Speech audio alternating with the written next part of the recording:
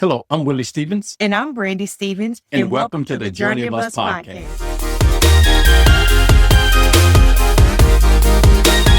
Welcome to Journey of Us podcast, episode 4, as we chat more about communication. Yes. So, when it comes to communication, we've kind of talked about a couple of different things in conflict. And we've discussed women like to talk. Men, it depends on the subject matter, I'm sure, and the person that you're talking to. Yes. The talkie. Yeah, the talker and the talkie. So, one big thing that comes up a lot of times is active listening. Yeah. And understanding what is active listening. And then when you are talking, are you, talking to listen? Are you listening to listen, I guess? But are you just waiting to respond to whatever point you grabbed on to? Yeah. Yeah. Well, I think it's a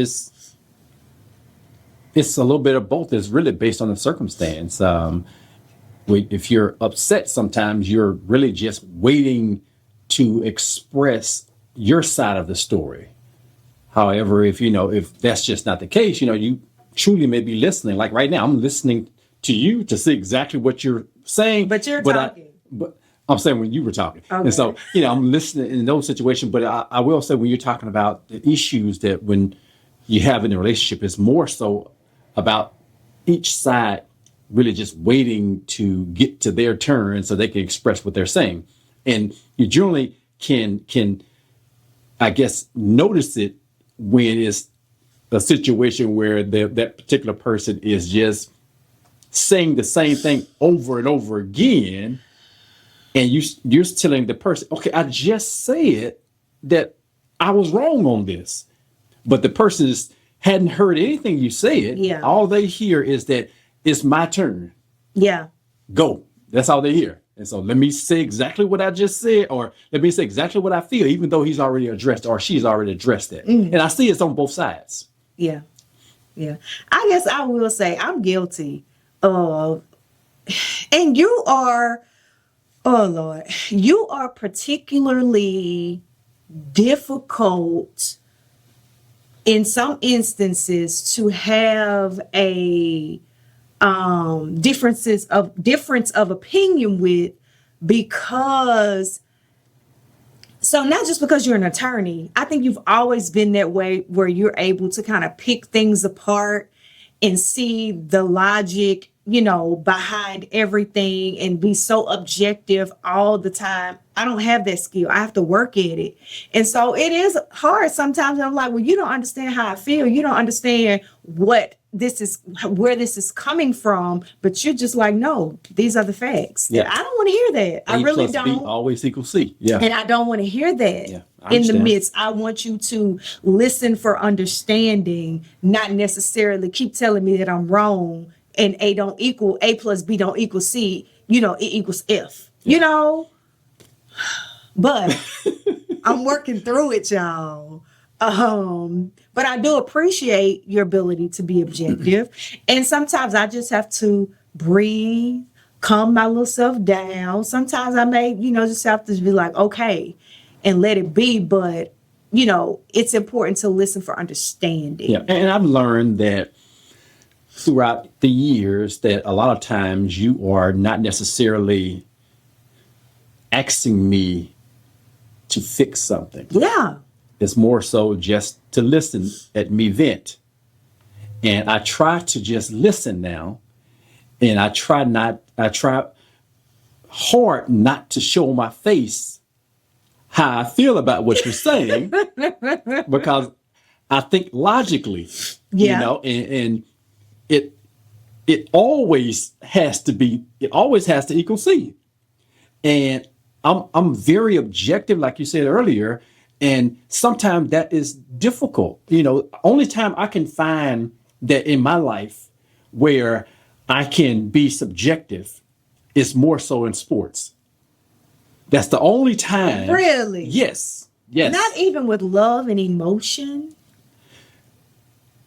I have to be objective. I'm saying as far as the way I think of things along my thought process is, I'm always, did this happen? Oh, they'll tell me, oh, this is the type of crime the person committed. And I'm saying, well, tell me about this part of it. Tell me about this. And so is this person really guilty? Do you have enough for this person? And so that's how my mind automatically thinks. However, when I am watching certain sports, my sports team, I don't care how bad other people think about the Cowboys. That's my team. And so it's hard for me to see what they see because of, I guess, my relationship with the team. And so I feel as if I have to be objective. I don't know if I was born this way or what, but I do know that it's difficult for me to see it from a limited perspective. I always have to have the big picture. If I have the big picture, I can make rational and reasonable decisions. And so the objectivity actually assists me in that world. I get it, but we're talking about relationships. Yeah, but it's the relationships too. It's the relationship too. I have to be able to, well, let me just say, I don't want to say I have to be able to, I guess, give a black and white answer, because I've learned better now. I just don't talk. I just will just let you get it out and say, I understand, and let's move on. Versus me giving you an answer. Yeah, your phrase is, I got you. I heard that. Yeah, exactly.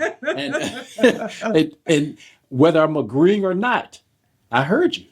And so that's ultimately what I try to do, is make sure that you understand that I hear you. And I know that, you've gotten to the point where you don't ask me whether I agree. You just ask, or you just actually state what you need to state and let me become an active listener. And we just go from there. That's I'm glad you said that, because I do find early on we would get into a lot of debates. And I felt like I work with lawyers all day. I was like, I don't want to come home. And every time we have a conversation, it feels like I'm in a debate. That was exhausting. It was. So I'm glad that we both have learned, we got to stay married and love each other. I don't want to debate all day and be with the other people and then come home. Yeah. No. Yeah. So I'm glad we have learned. Yeah. So I'm not perfect either.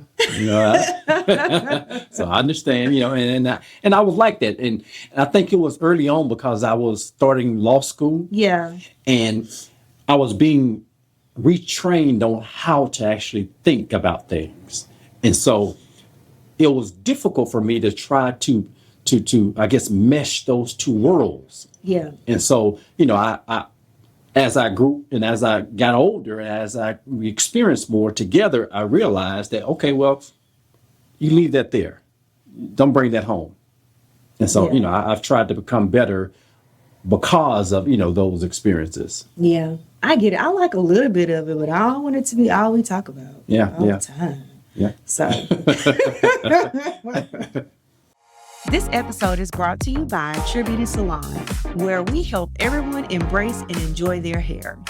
At True Beauty Salon, we specialize in nurturing your natural hair with care and expertise. Schedule your next appointment and experience the True Beauty difference. Well, and I think I think there are a lot of things that you're better at than me, but a lot of times, I've read different books and stuff, and it talks about how you have the ability to think logically and be objective. But of course, when emotions are high, I've heard people say intelligence is low. Yeah. So it's almost like you really can't access the part of your brain that thinks logically because you're so blinded by emotion and rage. What are some things that you do when, in the moment when you hot and heated, or, to kind of help you, since you're so good at it? Well, I just internalize things. And when I say internalize, it's more so of me stop where I am, stop talking and thinking, start to think at that point. Yeah. Because when you continue to talk, you're not really having an opportunity. Well, at least me personally, I don't have an opportunity to then think when I'm talking. And so I have to stop talking so that I can start thinking. Yeah. And I know that you say that, I am, better a lot of things, but I look at it the other way around.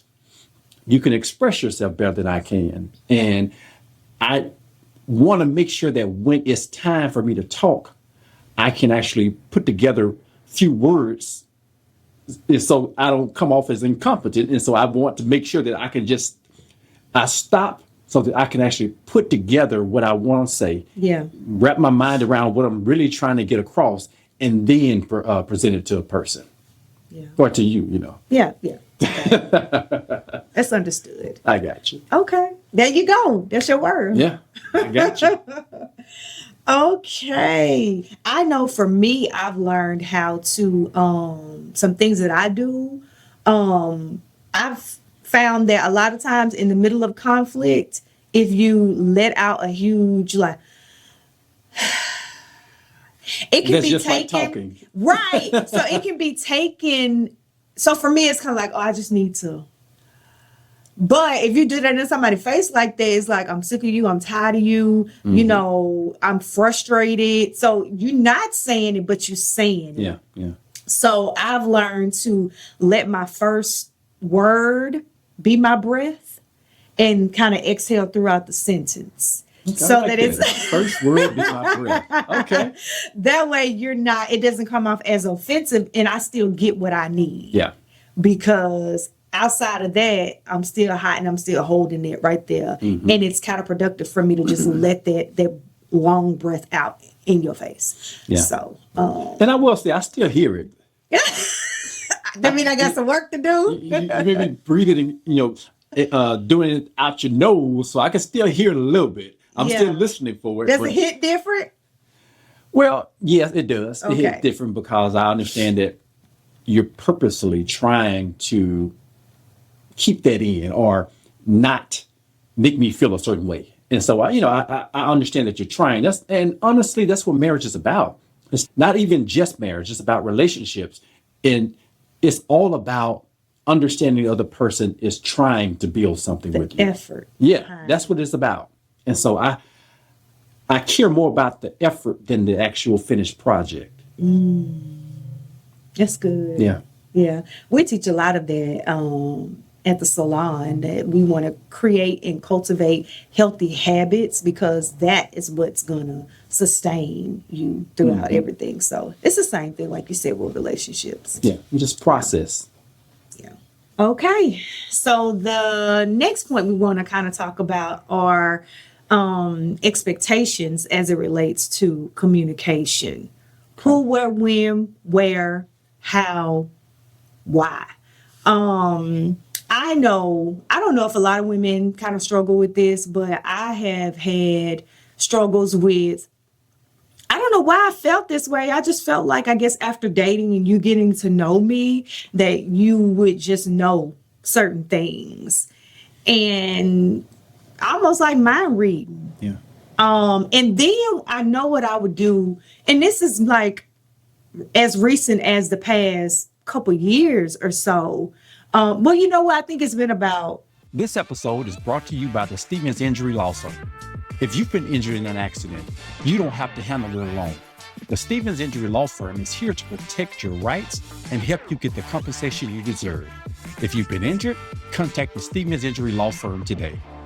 It's been about 2 years, 2 to 3 years. And I say that because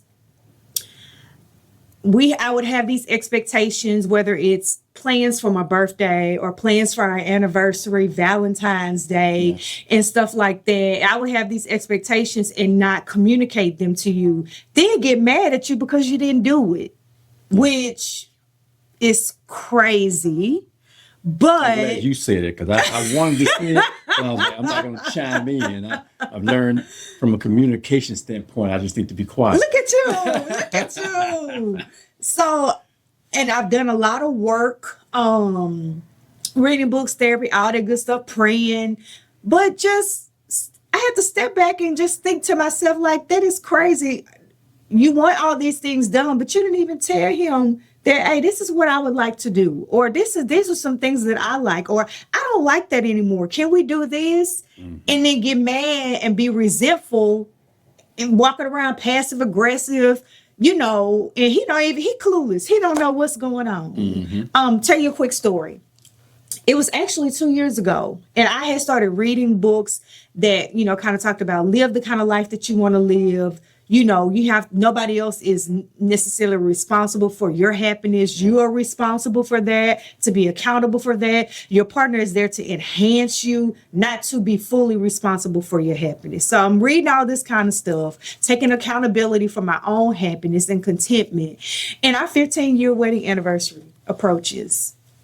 And so normally, it's 15 years. Normally we take a trip or something like that. And I had mentioned it, but I really wanted to do a vow renewal at 10, but we couldn't afford it. I wanted to do a vow renewal at 15. And so I think I said things or maybe dropped hints, but I never just kind of came out and said, this is what I would like to do. Yeah. I'm not a hint guy. I don't think any man is. Yeah. So anyway, I planned it myself. And so it was something small. I decorated. I got candles and I got fabric and everything. I decorated our backyard. I got me some little flowers. I put on a dress. I wrote a speech. That's the one they thought I did, didn't it? Yes, all the people on Facebook, he did not plan it. I planned that for myself. I came home and it was done. I didn't know anything about it. Yeah. It was done. Yeah. And it was just really important to me because I wanted to have that moment with you to kind of rededicate, solidify, recommit myself to you, and whether it was something I wanted to do. So, and after I did it, I felt good. I enjoyed it. And I didn't end up being resentful to you because I didn't even ask you to do it. And even if you didn't want to do it, I could still do it myself. Yeah. So, because I think, is that right around the same year we went to Hawaii? no, Hawaii was 4 years ago. Okay, and so this was around 2 years ago. Okay. But yeah, we could have done something, but I just didn't know that's what you wanted. And Yeah. I'm just not that type where I'm going to automatically assume you want certain things, because I do remember early on in the marriage, I just felt like all women like flowers. Oh, yeah. And I feel like all women like flowers, and I wanted to send you flowers and things like that. I remember sending you these big bouquets of flowers, and you let me know that you didn't like flowers. And so at that point, I guess, made a decision to not assume things about you. Yes. Because you're an individual. Some women love the color pink. That's just don't. not your thing. And so, it's just that I had to wrap my mind around the idea that, I have an individual. I don't have this theoretical woman. And so I don't do these things if I don't know about them, because I want to make sure that this is something that you want. Because I do know that certain, vacations that I wanted to take, and I wanted to take you, or certain vehicles I wanted to see you drive, because I've always wanted to see my woman drive this here type of vehicle. But then when we got to the point where we can afford those things, you told me that's not what you like. And so now, let's just get what you like. And so I just learned over the years that I cannot try to read your mind. I have to listen and see what you say versus trying to give you this idea of what I think you may want. Yeah. I think that is so important. Making assumptions leads to resentment. Because all of that is based on my experiences. And my experiences are not your experiences. Right. This is what other women, because I remember I wanted to buy you Jordans and all that, because I used to see women that's playing basketball with their significant other, I was like, I would like that loving basketball type of atmosphere. But that's just not you. I've seen you shoot ball. That's not you. Wait a minute. What you trying to say? And so, it's really more so about knowing that particular person and then asking them what they want, what they enjoy, versus you trying to make them into something that is a fantasy for you. Let them be who they are. Yeah. Let them be who they are and love them unconditionally the way that they are, understanding that we all will make improvements and grow. Yeah. But this is where you are today. But let me tell you how I want to be loved. Let me tell you what I enjoy doing.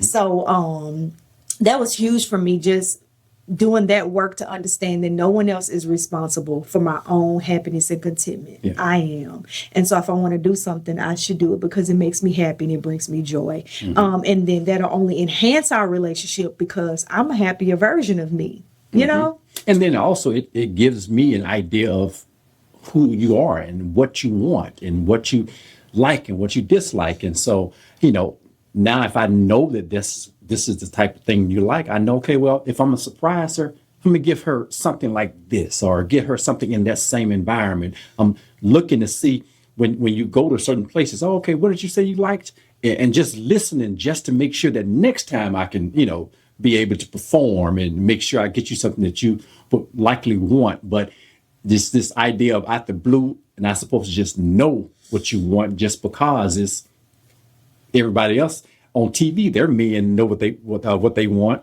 And it's just not realistic, I don't think. You have to ask the questions and you have to ask for what you want. Yeah. You do. You have to open up your mouth and say it. Closed mouths don't get fed. That's what they say. That's what the people say. So this season we've kind of talked about communication, how to do it effectively. Now there is still so much more that can be covered, but I do think that it's just really understanding the person who you're with, how they communicate. And I think the biggest takeaway from me throughout all of this is more so understanding that, child, he can't read your mind. Just don't. He's not a mind reader. So ask for what you want, speak up, and do your best to process in whatever ways that you can. Sometimes you may need to take a walk. Sometimes you may need to breathe. Sometimes you may get in the kitchen and clean or whatever it is. Sometimes you just may need to cry, and that's okay too. But process and speak up for yourself. Say what you need. Say what hurt you, what disappointed you, so that you can get your needs met and move through the relationship. Just say it. Yeah. I think it's my biggest thing because I, over the years, would hold it in, and it just wasn't beneficial for me. And I guess one thing that sticks out to me is more so from a guy's perspective is that women are not men. And we have to understand that the way men are conditioned to be aggressive, to be rough, sometimes, we have to understand that that's not the way we have to be open to look at it from another person's perspective, especially when you're so used to wanting to be right and when you're so used to wanting to be the leader. And everybody assumes that the leader has all the answers. And so we have to understand that sometimes you don't know better than she does on this particular thing. Yeah. Maybe she is more versed in a particular area than you are. There are many areas that I feel as if you're more versed than I am. And so do I have enough, I guess, enough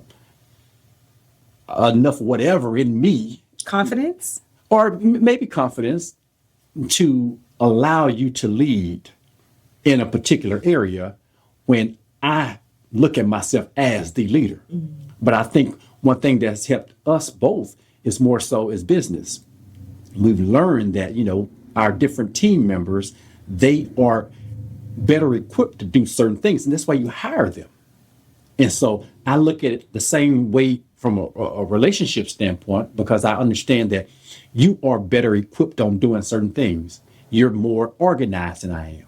I'm more of a, give me an idea of what you want to do, what area or direction you were going to go, and then I'm going to just go. I'll work it out as we go. I don't read directions. I don't do any of that. I'll just take it out the box. I don't want those directions. Give me the tools. I'll figure this out. And you're more of a person that wants to make sure that you got everything together. And so we communicate different, but I think it's important that we feel as if both of us are in this together. And it's about us and it's about us trying to learn one another and trying to put, I guess, our relationship in the best possible position it can be in. And in order for us to do that, we have to be able to express ourselves, and we have to know each other, and we have to be able to calm down and listen when the other person is actually trying to tell us what that person feels. Yeah. It's good.